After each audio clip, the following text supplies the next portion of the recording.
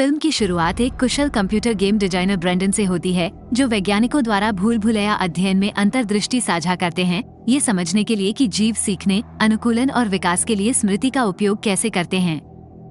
Brendon इन स्मृति सिद्धांतों को अपने गेम डिजाइन में लागू करते हैं, स्मृति, पहचान और व्यवहार के बीच गहरे संबंध पर प्रकाश डालते हैं।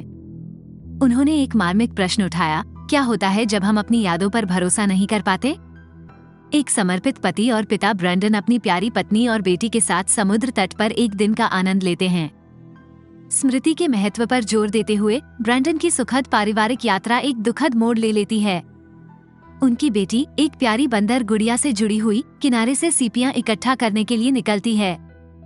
पानी में न जाने के आश्वासन के बावजूद बेटी की गुड़िया लहरों में बह गई। एक हृदय विदारक क्षण में बेटी ने अपने कीमती खिलौने को न खोने का दृढ़ निश्चय किया और लहरों में कूद गई। जैसे ही धारा तेज होती है, वह गहरे पानी में चली जाती है और दुखद रूप से डूब जाती है। ब्रेंडन और उसकी पत्नी इस नुकसान से टूट गए हैं, उस दुख से जूझ रहे हैं जो उन्हें घेरने की धमकी दे रहा है। सामना करने के लिए ब्रेंडन का संघर्ष स्पष्ट है। वह इस गहन त्रासदी के मद्देनजर मुश्किल से काम कर सकता है। उनके दोस्त और परिवार अंतिम संस्कार के दौरान सहायता प्रदान करते हैं, लेकिन दर्द बना रहता है।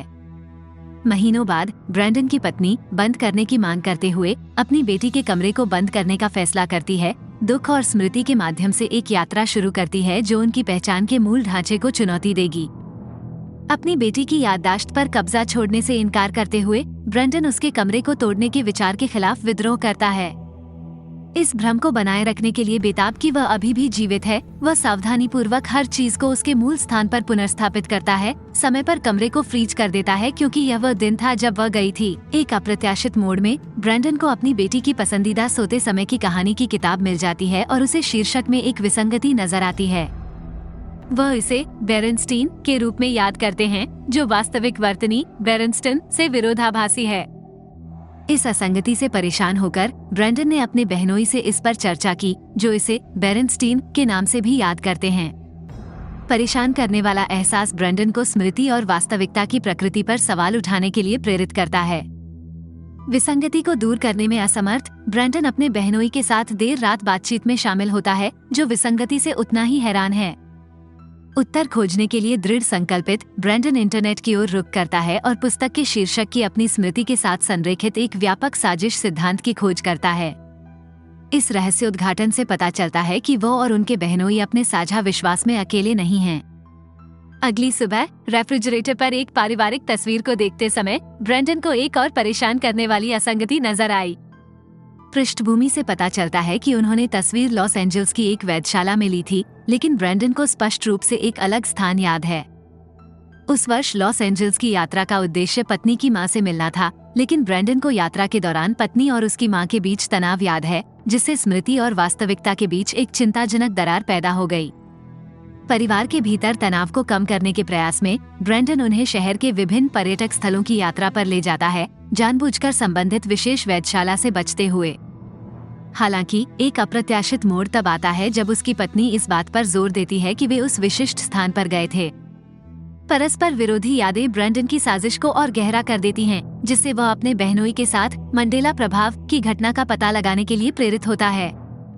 ब्रेंडन मंडेला प्रभाव के उदाहरणों को दर्शाने वाले कई ऑनलाइन वीडियो साझा करते हैं, जहां सामूहिक रूप से साझा की गई मान्यताएं गलत साबित होती हैं। ये शब्द उस व्यापक गलतफहमी से उत्पन्न हुआ है कि राष्ट्रपति नेल्सन मंडेला की मृत्यु 80 के दशक में जेल में हुई थी। अन्य उदाहरणों में लूनी ट्यून्स की वर्तनी और पीनट बटर ब्रांड के नाम में विसंगतियां शामिल हैं। संपूर्ण समुदायों ने इस घटना का अनुभव किया है, जिससे एक मजबूत ऑनलाइन नेटवर्क बना है जो सिद्धांत का समर्थन करता है। जबकि ब्रेंडन मंडेला प्रभाव से तेजी से मोहित हो गए हैं, उनके बहनोई संशय में बने हुए हैं। लोगों को इस तरह की सामूहिक गलतफहमी का अनुभव क्यों हो सकता है, इसके लिए तर्कसंगत स्पष्टीकरण दे रहे हैं। निडर होकर ब्रेंडन इंटरनेट की भूल भुलैया में गहराई से उतरता है। अब इस विचार का मनोरंजन करता है कि मंडेला प्रभाव समानांतर ब्रह्मांडों के टकराने या एक नकली वास्तविकता में गड़बड़ी के परिणामस्वरूप हो सकता है। एक सिम्युलेटेड दुनिया की अवधारणा, जो कोड द्वारा निर्मित निर्माण के रूप में मौजूद है, ब्रेंडन की कल्पना को पकड़ती है। यह नया दृष्टिकोण उसे एक मार्मिक एहसास की ओर ले जाता है। यदि मल्टीवर्स वास्तविक है, तो शायद किसी अन्य क्षेत्र में उसकी बेटी अभी भी जीवित है।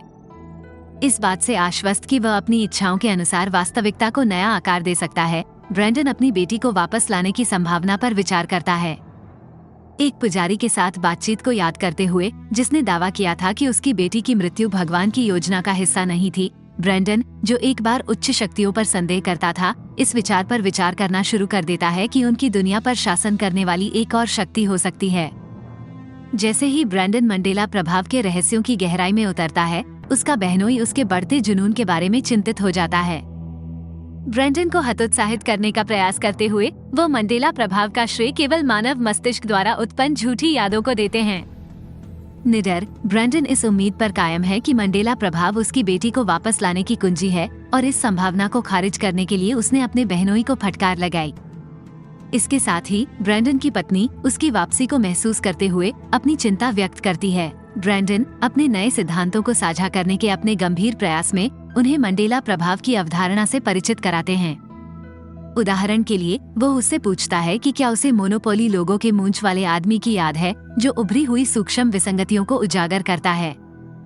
इसके अलावा वो बताते हैं कि उनकी बेटी की गुड़िया, जो कभी पूंछ वाली थी, अब ऑनलाइन छवियों में पूंछ रहित दिखाई देती है। ब्रैंडन की पत्नी उसके सिद्धांतों की अत्यथार्थवादी प्रकृति से हतप्रभ होकर इसका श्रेय उसकी शोक प्रक्रिया को देती है। आगे बढ़ने के लिए अपनी पत्नी के प्रोत्साहन के बावजूद ब्रैंडन अपनी बेटी को जाने देने में असमर्थ रहे और मंडेला प्रभाव और सिमुलेशन सिद्धांत के रहस्यों में और गहराई से उतर गए। उसका ध्यान भटकाने की कोशिश में ब्रैंडन की पत्नी अपने जीजा और उसके नए प्रेमी के साथ डबल डेट की व्यवस्था करती है। सैर के दौरान ब्रैंडन और जीजाजी के बीच बातचीत में ब्रैंडन की भलाई के बारे में चिंताएं सामने आईं। ब्रैंडन ने लापरवाही से उनकी चिंताओं को दूर कर दिया और खुद को सिमुलेशन सिद्धांत पर अपने शोध में गहराई से डुबो दिया। उनकी खोज उन्हें एक वीडियो तक ले जाती है जिसमें इस क्षेत्र में विशेषज्ञता रखने वाले एक प्रसिद्ध डॉक्टर को दिखाया गया है। हालांकि व्याख्यान को डाउनलोड करने के हर प्रयास के परिणामस्वरूप फाइलें दूषित हो जाती हैं, जिससे ब्रैंडन की पहले से ही उलझन भरी यात्रा में निराशा की एक परत जुड़ जाती है। निडर होकर वो डॉक्टर की संपर्क जानकारी खोजता है और अपने अजीब अनुभवों का विवरण देते हुए एक वीडियो भेजता है। जैसे जैसे हताशा बढ़ती है, ब्रैंडन मामलों को अपने हाथों में लेने का फैसला करता है। वह उस विश्वविद्यालय की यात्रा करता है जहां डॉक्टर काम करता है और धैर्यपूर्वक उससे मिलने के अवसर की प्रतीक्षा करता है।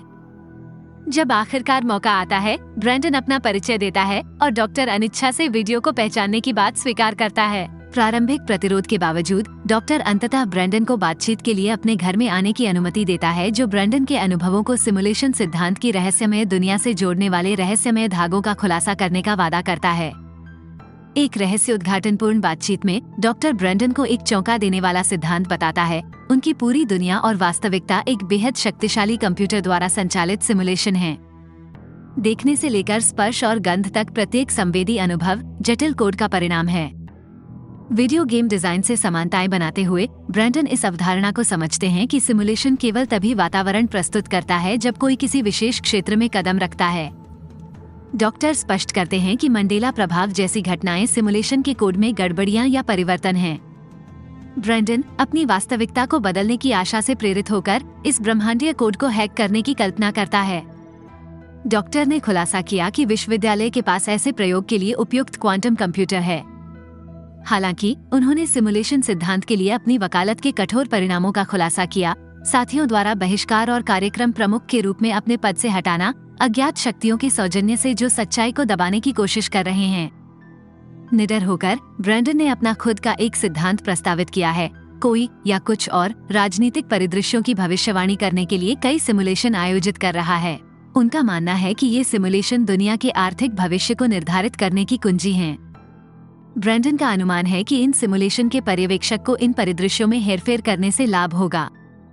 उनकी अनुरूपित वास्तविकता को आकार देने वाले कोड को क्रैक करने के अपने अथक प्रयासों के बीच ब्रैंडन अपनी बेटी के मतिभ्रम से जूझता है। रहस्यमय तरीके से गायब होने से पहले अपने कमरे में उसकी क्षणभंगुर झलक देखता है। जैसे जैसे उसकी धारणा के ताने बाने में गड़बड़ियां बढ़ती जाती हैं, ब्रैंडन अनुकरण के मूल में हेरफेर करने की तात्कालिकता से ग्रस्त हो जाता है।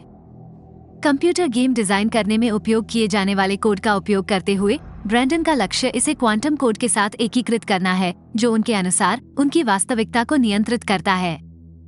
एक फ्लैश ड्राइव से लैस वो सिमुलेशन तक अभूतपूर्व पहुंच की आशा करते हुए उन्नत क्वांटम कंप्यूटर पर संशोधित कोड को निष्पादित करने की योजना बना रहा है।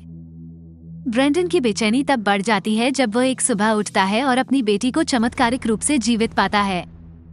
आश्चर्यजनक रूप से ब्रेंडन को छोड़कर हर कोई उसके दुखद निधन को भूल गया है। इस अवास्तविक पुनरुत्थान को मान्य करने के लिए बेताब ब्रेंडन अपने जानने वाले हर किसी के पास पहुंचता है, लेकिन उसे कोरी प्रतिक्रिया ही मिलती है। सिमुलेशन सिद्धांत के वास्तुकार डॉक्टर को कॉल अनुत्तरित रह जाती है, जिससे इस बदली हुई वास्तविकता के आसपास का रहस्य और गहरा हो जाता है। जबकि ब्रेंडन अपनी बेटी की वापसी का आनंद ले रहे हैं, सिमुलेशन में अप्रत्याशित बदलाव के बारे में सवाल उठते रहते हैं। उसकी खुशी तब कम हो जाती है जब उसकी पत्नी बुरे सपनों और अस्थिर व्यवहार से परेशान होकर परेशानी के लक्षण दिखाने लगती है। ब्रेंडन उसकी भलाई के लिए चिंतित होकर उसे आराम करने का आग्रह करता है। केवल उस दिन बाद में पता चलता है कि उसने चूल्हा जलता हुआ छोड़ दिया था और वह एक खाली ताक में खोई हुई थी। बाहर पत्नी का अजीब आचरण बढ़ जाता है, जिसकी परिणति ब्रेंडन के साथ घर की साज सज्जा को लेकर तीखी बहस और आक्रामकता के एक चौंकाने वाले कृत्य में होती है। जैसे ही ब्रेंडन अपनी पत्नी को उसकी परेशान करने वाली घटना के बाद घर लाने में कामयाब होता है, लिविंग रूम में एक अवास्तविक झांकी सामने आती है, जिसमें उसकी बेटी पियानो बजाती है। पत्नी जाग जाती है, उन्मादी चीखों के साथ जवाब देती है और जोर देकर कहती है कि उनकी बेटी को वहाँ नहीं होना चाहिए। ये परेशान करने वाली घटना अनुकरण में एक अवचेतन गड़बड़ी का सुझाव देती है, जो पत्नी को उनकी बेटी की अनुमानित मृत्यु की याद दिलाती है। घबराया हुआ बहनोई संकटपूर्ण दृश्य देखता है और ब्रेंडन को अपनी पत्नी के लिए पेशेवर मदद लेने की सलाह देता है।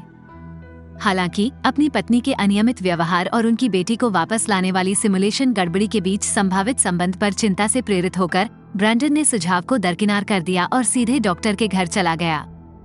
उनकी चौंकाने वाली खोज के लिए डॉक्टर की पत्नी, न कि डॉक्टर, दरवाजे का जवाब देती है और खुलासा करती है कि अकादमिक समुदाय द्वारा बहिष्कृत किए जाने के बाद अलगाव और अस्वीकृति के कारण डॉक्टर ने 2 महीने पहले अपनी जान ले ली।